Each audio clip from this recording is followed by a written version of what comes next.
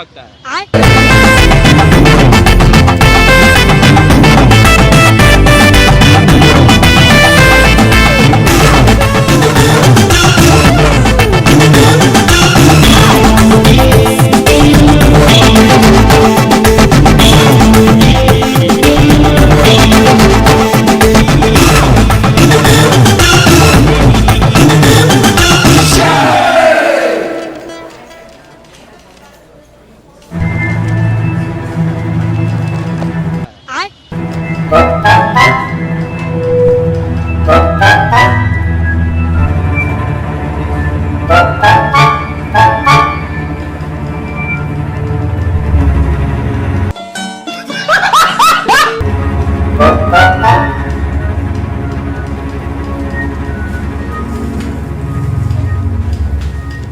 Excuse me, என்ன நீங்க என்ன சொல்ல வந்திருக்கீங்கன்னா, நான் ஒரு கொள்ளைக்காரன் உங்கள் பேங்கில் கொள்ளையடிக்க வந்திருக்கிறேன்.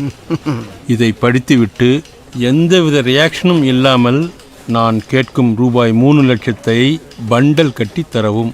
இல்லை என்றால் துப்பாக்கியால் சுட்டு கொன்று விடுவேன். அதுதானே? தெரியுதுல்ல, அப்புறம் பக்கத்துல டிஸ்கஷன் படிச்சதை புரிஞ்சுக்கிட்டு சட்டுப்பட்டு அனுப்ப பாரு. அதெல்லாம் ஓகே சார். வேற என்ன? ஆனா பூரா தப்பு தப்பா எழுதிருக்கீங்க. தப்பு தப்பாவா? என்னன்னு?